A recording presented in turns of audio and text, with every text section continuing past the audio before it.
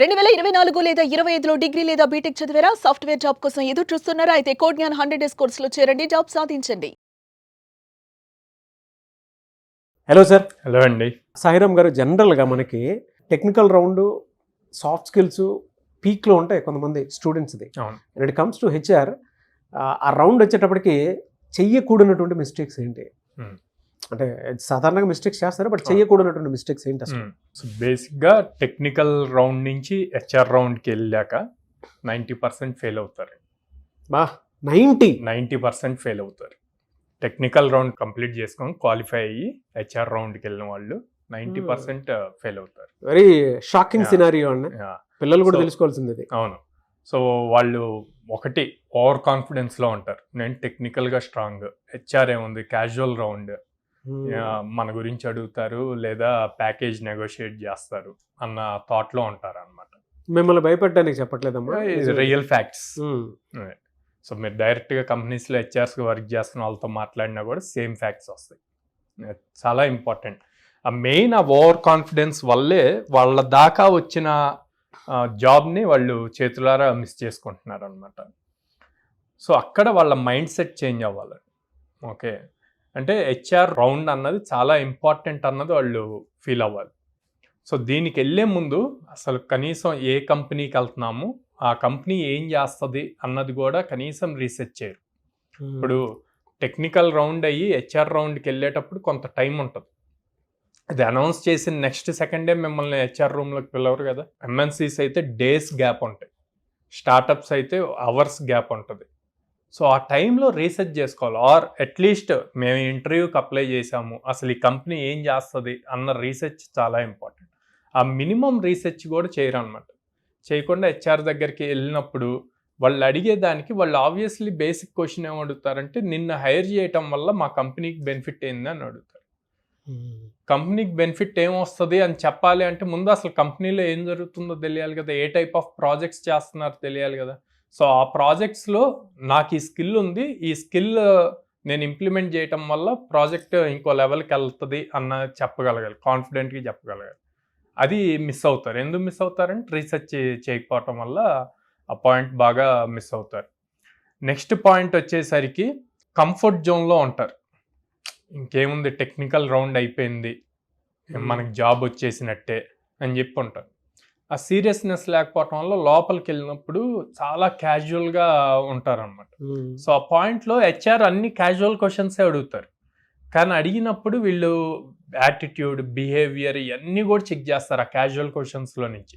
అసలు తిన్ని తీసుకెళ్ళి ఒక మెయిన్ టీంలో పెడితే ఆ టీమ్ రోల్ చేయగలుగుతాడా, టీంతో అందరితో పాటు కలిసి వర్క్ చేసే క్యాపబిలిటీస్ తినికి ఉన్నాయా, స్కిల్స్ ఉన్నాయా లేవా అన్నది అక్కడ చెక్ చేసుకుంటారు. అది ఇంటర్వ్యూ చేసేవాడికి తెలుస్తుంది, కానీ తినికి తెలీదు స్టూడెంట్కి అంతలాగా అబ్జర్వ్ చేస్తున్నారు అని. సో ఇట్లాంటి ఫ్యాక్టర్స్ అన్నీ కూడా కీ రోల్ ప్లే చేస్తాయి. సో అవి తెలియక చాలా పాయింట్స్ మిస్ చేసుకుంటారనమాట. సెకండ్ వచ్చేసి అవేర్నెస్ లేకపోవటం. ఓకే, ఎంతసేపుకి టెక్నికల్, ఓకే నేను ప్రోగ్రామింగ్లో ఎంత స్ట్రాంగ్, సో నేను ఈ హ్యాకర్ ర్యాంక్లో ఈ లెవెల్ వరకు కంప్లీట్ చేశాను, వీటి మీదే ఉంటుంది. కొంచెం మినిమం స్కిల్స్, సాఫ్ట్ స్కిల్స్లో నేర్పిస్తారు. So proper communication and attitude, behaviour, HR రౌండ్లో హెచ్ఆర్తో ఎలా బిహేవ్ చేయాలి అని చెప్పి కొన్ని స్కిల్స్ నేర్పిస్తారు. అవి గనక నేర్చుకుంటే గనక ఇంకా ఈజీ అవుతుంది.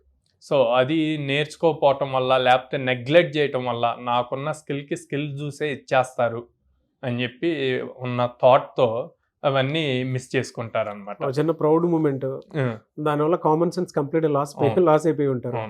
అంతేలేండి. హెచ్ఆర్ దగ్గర మేజర్గా తను అడిగిన దానికి మనం ఎక్స్ప్రెస్ చేయాలి. అంతకుముందు రౌండ్స్ వరకు టెక్నికల్ ఉంటుంది, అంటే మీరు కోడింగ్ చేయటం వీటి మీదే ఉంటుంది. కోడింగ్ బేసిక్ క్వశ్చన్స్ అడుగుతారు, అప్పుడు దాకా మీకు కోడింగ్ చేసి ఉన్నారు కాబట్టి ఈజీగా చెప్పగలదు. బట్ ఇక్కడ హెచ్ఆర్ రౌండ్లో జనరల్ క్యాజువల్ క్వశ్చన్స్ అడిగినప్పుడు మీ కమ్యూనికేషన్ కూడా చెక్ చేస్తారు. ఆ కమ్యూనికేషన్ ఎంత బాగుంది అని చెక్ చేస్తారు. సో దాన్ని కూడా వన్ ఆఫ్ ద మిస్టేక్స్ బాగా ఎక్కువ చేస్తారనమాట స్టూడెంట్స్ ఎవరైతే టెక్నికల్ అయ్యి హెచ్ఆర్కి వెళ్తున్నారు అన్నది. చాలామంది స్టూడెంట్స్ ఏం చేస్తారంటే అండి, ఎప్పుడైతే వాళ్ళకు ఒక రౌండ్ అయిపోయి ఇంకో రౌండ్కి వెయిట్ చేస్తూ ఉంటారు కదా, ఈలోపు యాంగ్జైటీ ఆగదు వాళ్ళకి. అరే అసలు నా రిజల్ట్ ఏమైంది, నేను నెక్స్ట్ రౌండ్కి ప్రమోట్ అయ్యానా లేదా అని చెప్పి వీళ్ళకి ఫస్ట్ ఇంటర్వ్యూ కాల్ లెటర్ మెయిల్కి వస్తుంది కదా, ఆ మెయిల్కి వచ్చినప్పుడు హెచ్ఆర్ డీటెయిల్స్ ఉంటాయి. ఈ కాసేపు ఆగలేకుండా లేకపోతే ఆ రిజల్ట్స్ వచ్చేలోపే ఈ హెచ్ఆర్కి ఫోన్ చేసేస్తారు, మేము ఫస్ట్ రౌండ్ కంప్లీట్ అయింది, మా రిజల్ట్ కోసం వెయిటింగ్, రిజల్ట్ చెప్పండి అని. అది చాలా రాంగ్. చాలామంది స్టూడెంట్స్ ఈవెన్ కోడ్నాన్లో కూడా తెలియక చేసే మిస్టేక్స్ అనమాట. అలా చేసి జాబ్స్ని పోగొట్టుకోండి. వాళ్ళు ఇంకా నెక్స్ట్ టైం అలౌ చేయరు. ఎందుకు అంటే అక్కడ పేషెన్స్ ఉండాలి, అది కూడా చెక్ చేస్తారు ఎంత పేషెంట్గా ఉన్నారు అన్నది. అది లేకపోతేనే కదా అలా డైరెక్ట్ కాల్స్ చేసి అట్లా అడిగేది. సో అది one of the blunder mistake అనమాట. సో కరెక్ట్ చేసుకోవాలి అట్లాంటిది. నెక్స్ట్ హెచ్ఆర్ రౌండ్లో రెజ్యూమ్ మళ్ళీ చెక్ చేసి క్వశ్చన్స్ అడుగుతారు. ఆ క్వశ్చన్స్ అడిగేటప్పుడు అందులో ఉన్న స్కిల్స్ రిలేటెడ్ క్వశ్చన్ అడుగుతారు. మన వాళ్ళు కొంత ఆన్సర్ చెప్పాక వీళ్ళు ఏదైతే ఆన్సర్ చెప్పారో ఆ ఆన్సర్లో నుంచి మళ్ళీ ఇంకో క్వశ్చన్ అడుగుతారు.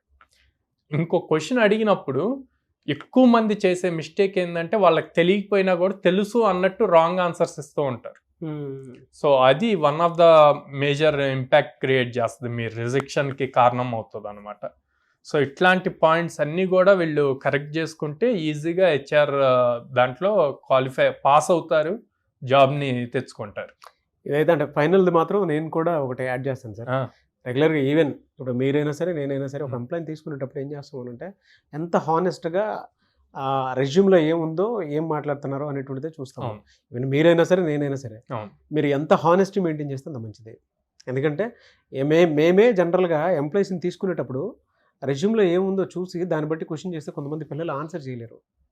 అండ్ జనరల్గా మేము చెప్పేదే అలాంటిది. మీరు సాఫ్ట్వేర్ ఇంటర్వ్యూకి వెళ్ళేటప్పుడు మీ రిలేటెడ్ ఏదైనా అడగొచ్చు, లేదంటే అందులో నుంచి తీసుకొచ్చేదని అడిగేటప్పుడు తెలిస్తే తెలుసని చెప్పాలి, లేదంటే లేదని చెప్పాలి.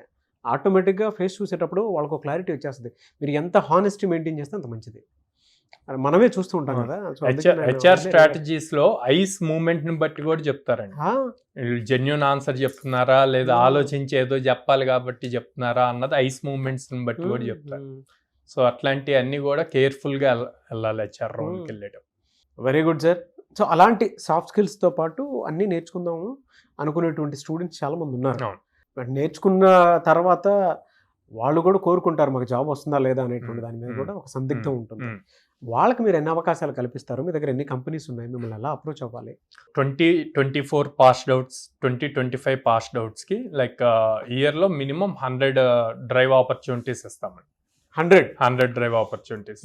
సో ఆపర్చునిటీస్తో పాటు యాజ్ వెల్ మనం టెక్నికల్ స్కిల్స్ అన్ని గ్రో చేస్తాము. At the same time soft skills and communication skills కూడా నేర్పిస్తాము. సో ఇవన్నీ కలిపి వాళ్ళు ఈజీగా జాబ్ క్రాక్ చేయగలుగుతారు అనమాట. 2024 పాస్డ్ అవుట్స్, 25 పాస్డ్ అవుట్స్కి 800 కంపెనీస్తో అసోసియేట్ అయ్యారు. ఇది 100 days ప్రోగ్రామ్ అండి. ఈఎంఐ ఆప్షన్ ఉందండి, అంటే బిలో పావర్టీ లైన్ ఉందండి. ఈఎంఐ ఆప్షన్ ఉంది. లైక్ వాళ్ళు 6 months or 8 months ఇలా చూజ్ చేసుకోవచ్చు. సో అది అంటే మీ చేతిలోనే అవకాశాలు ఉన్నాయి, మీరు బయటకి ఎక్కడికి వెళ్ళాల్సిన అవసరం లేదు. సౌత్ ఇండియాలోనే నెంబర్ 1 ప్లేస్లో ఉండేటువంటి కోజ్ఞాన్ ఇవాళ మన తెలుగు రాష్ట్రాల్లో ఉంటామని మన అదృష్టం అనుకోవాలి. బయట మీరు కాలేజెస్ నుంచి బయటకు వచ్చిన తర్వాత ఫ్రెషర్స్, అది ఐటీ అయినా నాన్ ఐటీ బ్యాక్గ్రౌండ్లో ఉండేటువంటి వాళ్ళైనా సరే డెఫినెట్గా ఈ అవకాశాన్ని మీ చేతిలో పెట్టుకోండి. ఎందుకంటే ఎవ్రీడే కాంపిటీషన్ పెరుగుతూ వస్తూ ఉంది. ఎవ్రీడే అంటే ఎవ్రీ 6 monthsకి ఇప్పుడు మనం జనరల్గా చూస్తూ ఉంటాం, ఎవ్రీ 4 monthsకి సీజన్ ఏ విధంగా అయితే మారిపోతూ ఉంటుందో అలాగే స్టూడెంట్స్ వాళ్ళ behaviour, company pattern, AI technology patterns చాలా మారిపోతూ వస్తూ ఉన్నాయి. మీ దగ్గర అప్స్కిల్ అవ్వలేదు అనుకోండి, ఈవెన్ కూర్చున్న నేనైనా సరే కొన్నిసార్లు అప్స్కిల్ అవ్వలేదు అని అంటే తీసి పక్కన పెట్టేస్తారు. ఇది అంతే. సో మీ కాంపిటీషను అంటే మీకు మీరే కాంపిటీషను, మీకు ఒక రైట్ ప్లాట్ఫామ్ కనుక డెఫినెట్గా చూస్ చేసుకోలేదు అని అంటే చాలా ఘోరంగా దెబ్బతినేటువంటి అవకాశం ఉంటుంది. కాబట్టి వెంటనే స్క్రీన్ మీద మీకు నచ్చితే ఒకసారి విజిట్ చేయండి, పోనీ కోడ్ని విజిట్ చేయండి, తెలుస్తుంది ఏ విధంగా ఉంది అనేది. ఆ విధంగా మీరు అప్రోచ్ అవ్వచ్చు. అండ్ ఈ వీడియో లైక్ చేయండి, షేర్ మాత్రం తప్పకుండా చేయండి. ఇలాంటి మరిన్ని వీడియోస్ కోసం మా ఛానల్ ఫాలో అవ్వండి. Thank you.